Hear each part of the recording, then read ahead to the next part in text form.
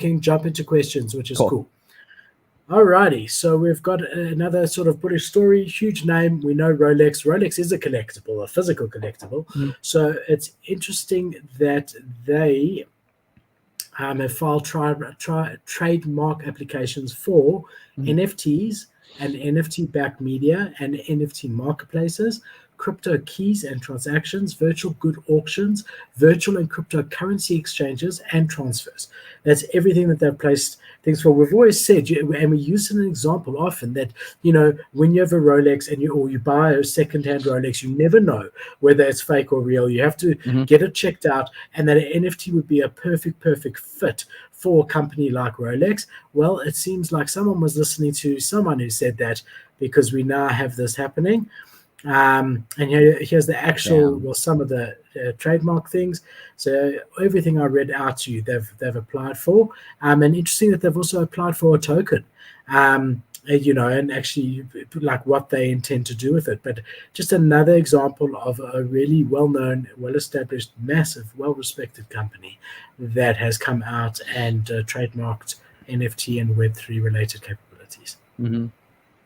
Hell yeah, dude. That's litty. I've been thinking about it because, like, I've been thinking about things that people buy. I forget what it was, something I was watching maybe that sparked it, but I was like, what do people buy when they get rich? And I was like, you pretty much get like a nice car, a nice house, probably a watch, and that's pretty much it. Like, what else is there to buy, And I was like, man, Rolex you is get like the nice ultimate pens, flex, right? Nice pens. You get really nice pens as well, like really nice pens, stupid expensive pens. And I mean, that's anything. I mean, then you can get nice linen. You can get like we've got Egyptian cotton 1,000 something thread count. Bro, you got to get that. That's really, really worth it.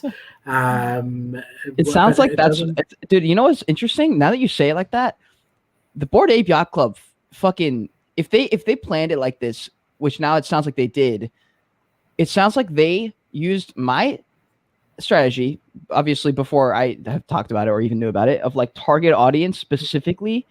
Their goal was to attract rich, bored motherfuckers who have nothing else to spend their money on and time to do other than hang out in the yacht club and buy expensive JPEGs. It's really interesting because they were like, if that's the goal, then like they only would attract high ticket and like high value people, versus NFT projects in general don't really care who you are. They just want anyone to mint and they'll take anyone. But it's like, it's very interesting that Bored Apes is the one that blew up, and their specific brand is one that is like bored apes who are just bored and they have nothing to do. Like, that's actually really interesting from a storytelling perspective. Yeah. I think that's part of it. What do you give someone who's got everything? A Bored Ape. You buy a fucking JPEG. I guess you got nothing else to buy. You already bought the Rolex. I mean, I think it depends on the level of wealth. Then when you get to a much higher level than either of us can imagine, I think it's yachts and airplanes and shit like that. Yeah.